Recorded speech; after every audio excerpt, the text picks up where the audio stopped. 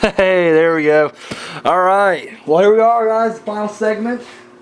We're getting down to the reviews. And once again, I want some feedback on this. If you guys are digging the tiny segment parts, dice the show up. Just try and get a little, try and get more viewers, I guess you can say. That's what it's coming down to. Everybody's like, you know what? You'd have more viewers if your videos weren't as long. So I'm a fan for the people. So I was like, you know what? I'll give it a shot. I mean, this ain't just my show. It's your guys' show. You guys are the ones watching me, So if you guys want to see, we'll get some shorter things. So yeah, just give me some feedback. Let me know if you like it. Maybe I should go back to the 40-minute, whatever. Just let us know. So all right, so we're getting some reviews now. All right, first up, we got Exorcism of Emily Rose. Oh man, I fucking love this movie. The basic plot of it is, a young girl becomes possessed. They bring in a priest to, perform the exorcism. She dies during the exorcism, and now he's being, put on trial for, neglect. And so yeah, that's this the basic plot of it. Here's what I love about this movie. And when I said she was, possessed, it really kind of leaves it up to the viewer. They kind of show both sides of it. I won't say too much because it is a newer one. It's 2005 when it came out.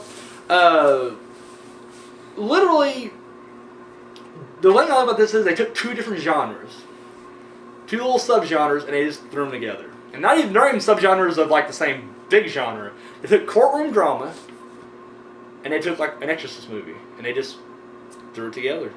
And you know what? It works. I'm not gonna lie. I love courtroom dramas. And I love, demon movies, so it's a perfect marriage here. And it really does come off very good. Like, you wouldn't think for a 2-hour movie, especially in 2005. That's what, it should be like made in the 70s. I didn't think people had that kind of attention span nowadays to actually sit through a 2-hour movie that's half courtroom drama. I guess I was wrong. It is a very popular movie. But what I like about it is, like I said, they do show both sides, though. They kind of show maybe she is possessed. Maybe there is a demon. Maybe it is Satan taking over her body. And they'll show that, it's because, like I said, this movie's basically told in flashbacks, and they'll show that side. But then when the other lawyer's talking, the prosecutor, talking about how, maybe, in fact, she was, she had like she was schizophrenic or, epileptic or whatever, she was going into seizures, then they kind of show it from that perspective. So it really is like they really don't really give you, like I said, I don't want to say too much because I don't want to give anything away. But yeah, I do like the fact that they don't really pander to a retarded audience. Like it's almost like boom, here you go, a little ambiguous, and I like that. Yes, I think I said before I'm not a big Laura Linney fan, but I love a lot of her movies. And this one, when I watched this last time, I kind of appreciated her performance a lot more. I think she did a really good job in this one. Tom Wilkinson, who plays the priest, he's always great, and yeah, he knocked it out of the park on this one. I think the biggest, thumbs up should go to Jennifer Carpenter, who's now best known for Dexter.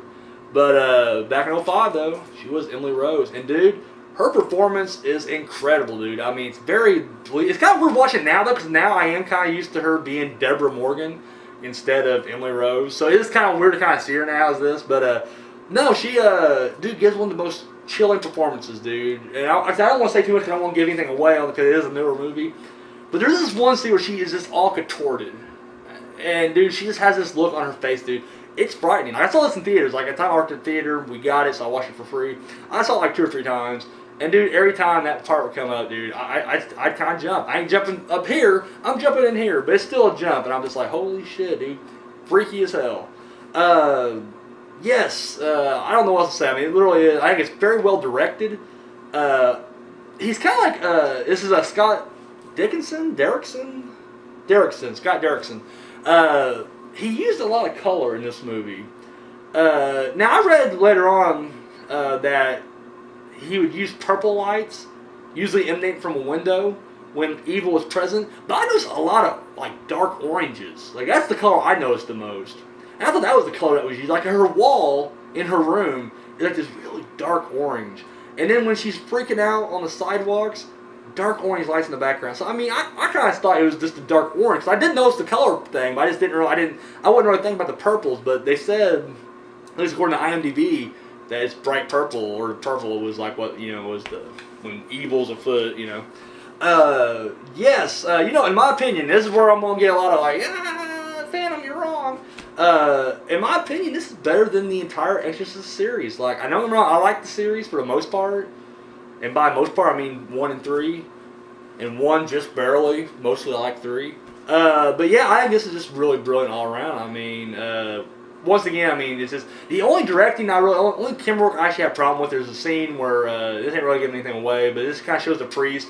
He has like he feels the presence of Satan at his house, and he's freaking out. And he runs down the stairs, and he has like like the cameras where they mount them to the person. It's like mostly on like reality TV, and they're like running, and the camera's right here. It just has this really bad look to it. They have he runs down the stairs, and it's just like a whole shot of him running with the camera right there. He runs outside, and I didn't like that. But other than that, I mean, everything else is really good. The pacing was well done. Yeah, just I mean, once again, without trying to give anything away, I just gotta say it's just brilliant movie all around. Jennifer Carpenter, I'm not gonna lie, definitely she's the biggest thing about this movie. Without her, I mean, I think without her performance, it wouldn't have been as good. Like, she does a lot. Like, there's her body. I mean, she contorts it herself. I think only one scene that it was like CGI, or they used like a whatever to. The rest of it's just her, and dude, she does brilliant. So yeah, Exorcism of Emily Rose, I highly recommend it. It is based on a true story. That kind of. I'm not gonna lie. I looked up the true story. Just kind of part of it is. I mean, there was a young girl, but it was in Germany, and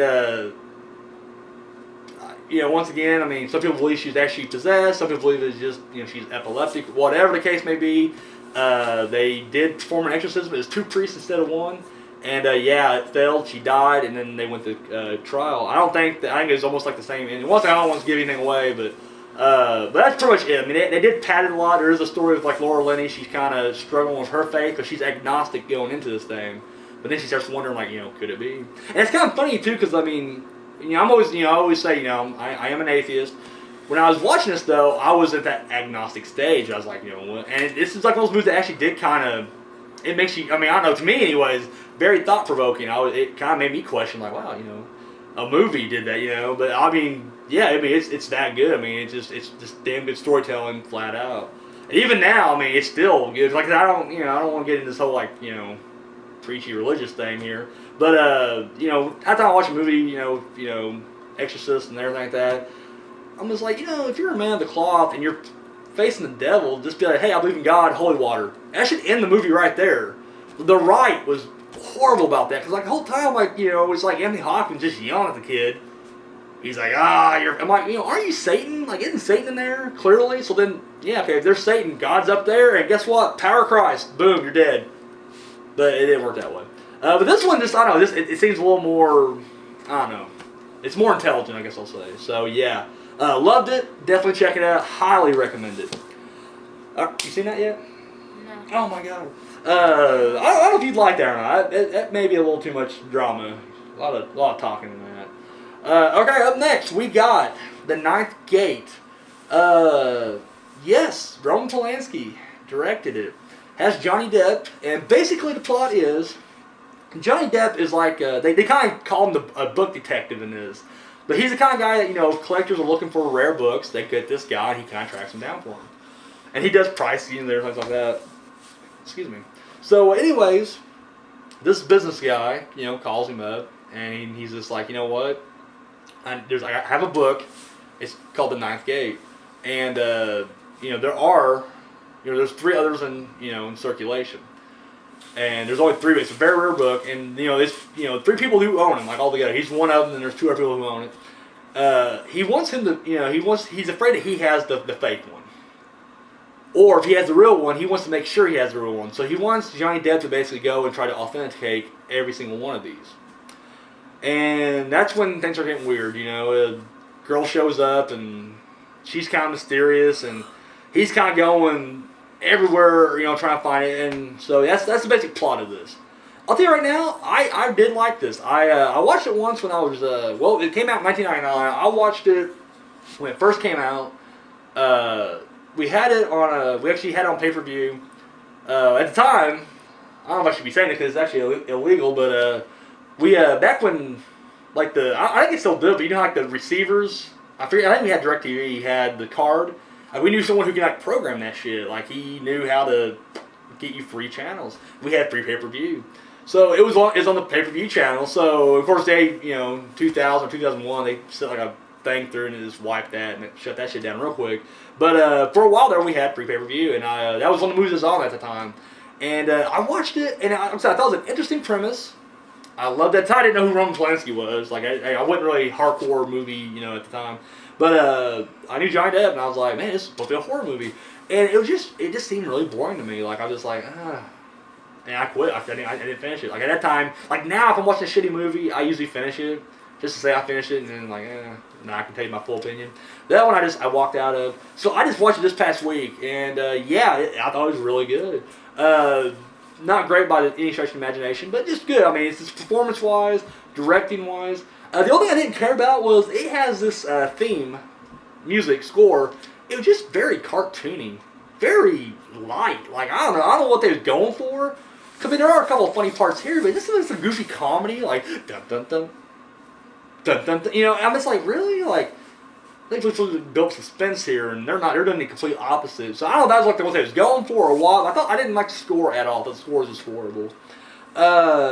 It's really neat because it's 99, so I'm gonna drop some spoilers. So if you're 1 hour right now, go ahead and just click stop and go to another channel or whatever. But yeah, on his journey, he realizes that there's 9 pictures altogether. They're each of the gates. The pictures are a gate, I guess. And he notices that the legend behind these books is that it is actually co-written with Satan. So it's like Satan and this dude are sitting down writing a book together. Just saying, that's what this is in the movie. And anyway, he realized that each of these books, there is 3 pictures in each book. So that's 9 altogether. And when you get all these pictures together, then you can open up the 9th gate. You know, up to get hell, you can summon Satan up. I guess get all the power, dominate. I don't know. I'm not sure what the end game was going to be here. So the whole time Johnny Depp's just trying to, he's trying to, get it. As he's putting the pieces together, he doesn't really trust the guy who hired him. I honestly thought the guy who hired him was Satan. I'm not gonna lie. I thought that was a big twist. It's not at all. But the girl following him, that's something different. Because the girl that's following, I think she was Satan. She kind of had to be, I think. I don't know. But it ends open-ended. Like, you don't know if she was or wasn't. It's very weird. There's a scene where, the guy who hired her, I can't think of his dude's name. Frank, I don't know how to pronounce his last name. Lagila? He was in The Box recently with Jane Marsden and Cameron Diaz. Anyways, that guy, he gets all the 9 gates together and he's trying to do the incantation. When he's doing the fucking ritual, that's one of the words I guess I can't say. He didn't have one of the gates. Like, one of the gates is the fraud because you have to see the movie. It's hard to explain, but it's not hard to explain, but it's just really late. Anyways, he does it wrong, and he's not immortal, and he's trying to prove that he's just like immortal. He dusts himself in gasoline and lights himself on fire, and it hurts, and he dies. Turns out he didn't have one of the right ones. Of course, Johnny Depp scratches up the remaining ones or whatnot. He goes outside, and that girl's with him, and they bang. Hardcore sex scene right there. Well, not hardcore, no penetration, but I'm just saying there was a sex scene right there. And I'm like, that's kind of odd, like, really? Like, you just, like, I at least, take her to the car. No, they did it right there with the building burning behind them. Odd scene. But then, like, Johnny Depp wants to know where that 9th gate is. And so she tells him where to go. It's a bookstore from early in the movie.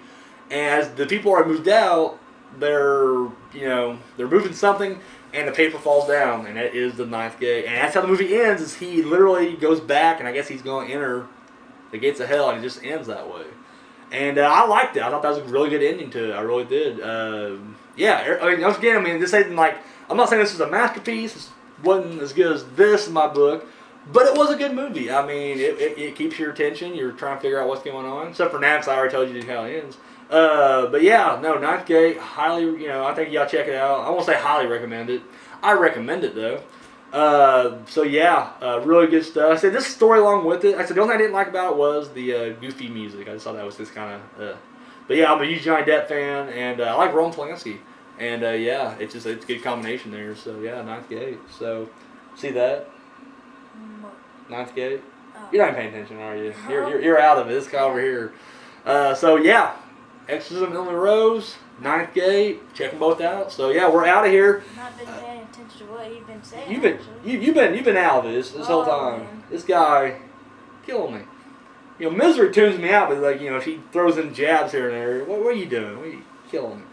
But yeah, check them both out. And once again, leave me some feedback. I'm curious, you know, if you guys are going to dig this 4-segment, you know, format, or if I should go back to the old, just one long shot format. Hey, let me know. This is feedback. I'm doing it for you guys. I'm cutting it down for you guys. So let me know. I gotta get some feedback here. So, all right. Well, Bilak, hey, thanks for joining me this week. Say goodbye. See you. Later. All right, we're out. Check you later.